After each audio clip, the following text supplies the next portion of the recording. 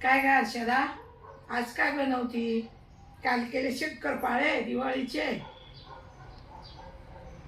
आज काय बनवते? हा आई, आज आहे ना भाजक्या पोह्यांचा चिवडा बनवते. आपल्या मनूला आवडतो ना, मग तो बनवते आज. नमस्कार, मी हर्षदा मुंडे. मराठी तडका या यूट्यूब चॅनलमध्ये तुम्हा सर्वांचे खूप मनापासून स्वागत करते. आपण दिवाळी सिरीजला सुरुवात केलेली आहे. दिवाळीचे फराळ बनवण्यासाठी आपण सुरुवात केलेली आहे. त्यामध्ये आपण सर्वप्रथम बनवले आहे गोड शंकरपाळे. तर आता आपण बनवणार आहोत भाजके पोह्यांचा चिवडा. भाजके पोहे म्हणजेच त्याला काटेरी पोहे म्हणतात. याचा चिवडा असा कसा बनवायचा त्याचे आता आपण साहित्य बघणार आहोत. तर आपण आता ते साहित्य बघूया. यासाठी लागणार आहे आपल्या डाळ्या, त्यानंतर चिवड्याचा मसाला जो आमच्या सासूबाईंनी घरी बनवलेला आहे, शेंगदाणे, कढीपत्ता आणि खोबऱ्याचे काप करून घेतलेले आहे. अशा पद्धतीने हे चिवड्याचे साहित्य लागणार आहे. त्यानंतर हे भाजके पोहे चांगले चाळून स्वच्छ उन्हामध्ये वाळवून आणि घेतलेले आहेत. त्यामध्ये तिखटपणासाठी थोड्या हिरव्या मिरच्याही तळून टाकणार आहोत. आता आपण एका कढईमध्ये तेल गरम करत ठेवलेले आहे. त्यामध्ये शेंगदाणे चांगले परतून घ्यायचे. शेंगदाणे चांगले असे खरपूस असे परतून घ्यायचे.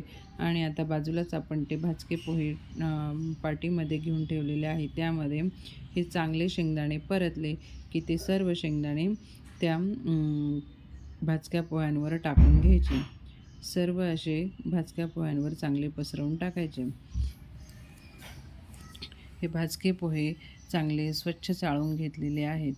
आता जे डाळवं आहेत तेही तेलामध्ये चांगले परतायचे. डाळवं हे खूप वेळ तेलात ठेवायचे नाही, नाहीतर ते कडक होतात.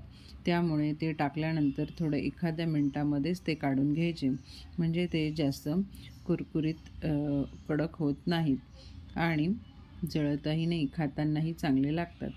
त्याचप्रमाणे आता खोबऱ्याचे केलेले कापही चांगले तळून घ्यायचे. असे खरपूस असे ते काप तळून घ्यायचे. हे तळलेले काप चांगले मस्त लालसर झाले की लगेच ते काढून घ्यायचे आणि आपल्या भाजके पोह्यांवर सर्व असे पसरवून टाकायचे. हे सर्व एकत्रच करायचे आहे. मग हे सगळं खोबरं छान तळलं गेलेलं आहे ते आता काढून घ्यायचे आणि त्यात टाकायचे. आता कढीपत्ताही थोडा चांगला कुरकुरीत असा आपण तेलामध्ये परतून घेऊ.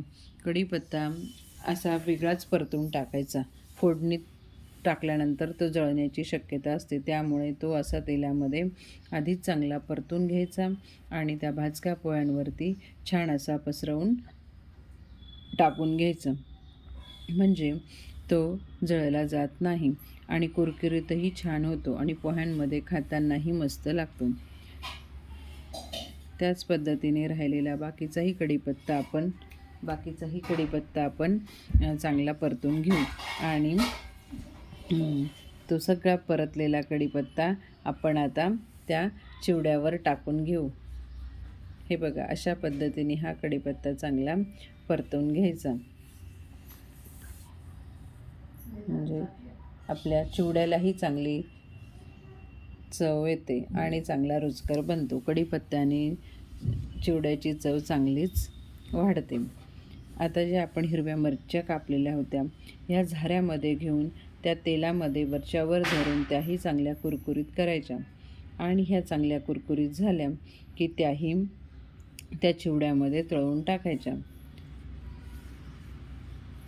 या दिवाळी सिरीजमध्ये आपण आधी बनवले होते गोड शंकरपाळे आणि आता बनवत आहोत भाजक्या पोह्यांचा चिवडा. चला तर मग आता आपण ह्या सर्व मिरच्या काढून घेतलेल्या आहेत आणि आता आपण छानशी फोडणी करूया. हे मोहरी चांगली मस्त मोहरी टाकायची. मोहरी चांगली तडतडली की मग त्यामध्ये आपण चांगले जिरेही टाकून घेऊ. हे जिरेही चांगले परतू द्यायचे. हे जिरेही चांगले परतले की त्यामध्ये आपण टाकणार आहोत थोडा हिंग. हिंगानेही चांगली चव येते. हिंग टाकल्यानंतर आता आपण त्यात टाकणार आहोत जो आपण मसाला बनवलेला आहे चिवड्याचा, तो मसाला त्यात टाकून घ्यायचा. त्या मसाल्यातला थोडा कच्चापणा जाईपर्यंत तो थोडासा परतायचा आणि लागलीच गॅस बंद करायचा आणि थोडा 1-2 मिनटं तो तेलामध्ये तसाच ठेवायचा आणि आवडीनुसार त्यात आपण तिखट, हळद ह्या सर्व जिन्नस एकत्र करून घ्यायचे आणि ते तेल चांगले झाऱ्याने मिक्स करून घ्यायचे. हे सगळे असे मिक्स झालेले तेल गॅस बंद करायचा आणि थोडा वेळ तसेच ठेवायचे. हे सर्व असे एकत्र झाल्यानंतर हे आपण सर्व आता त्या पोह्यांच्या भाजक्या पोह्यांच्या चिवड्यावर टाकणार आहोत. असा चांगला एकजीव करून घ्यायचा. म्हणजे त्यातल्या तिखटाचा किंवा ह्या इतर मसाल्यांचा जो कच्चापणा आहे तो निघून जातो आणि त्याला खरपूस असा छान वासही येतो. आता ह्या पोह्यांवरती आपण चवीनुसार आपलं मीठ टाकून घ्यायचे. आपल्याला हवे तसे आपण त्यात मीठ टाकून घ्यायचे. त्याचनुसार तो रुचकर बनण्यासाठी त्यामध्ये थोडी पिठी साखरही मिक्स करायची. हे 1 किलोचं प्रमाण आहे. त्या प्रमाणानेच आपण त्यात जवळजवळ 100 ते 125 ग्रॅम साखर ही मिक्सरमध्ये बारीक करून घेतलेली आहे आणि ती त्यात टाकलेली आहे. आता तो आपण तयार केलेला सगळं मसाला आहे, जो फोडणीत केलेला होता, तो सगळं आता त्या भाजक्या पोह्यांवरती टाकून घ्यायचा आणि हे सर्व जिन्नस आता चांगले झाऱ्याने एकजीव करून घ्यायचे. म्हणजे हा मसाला पूर्णपणे त्या भाजक्या पोह्यांना लागला पाहिजे आणि ते सर्व एकत्र करून असे छान मिक्स करून घ्यायचे. यात थोडी लिंबू पावडरही टाकून घ्यायची, म्हणजे थोडासा त्याला रुचकरपणा येतो. बघा आता याचा रंग किती अप्रतिम दिसतो. ही असा चिवडा झाल्यानंतर तो दिसायलाही खूपच छान दिसतो आणि आपले प्रमाणही चुकत नाही. आवडल्यास लाईक, शेअर,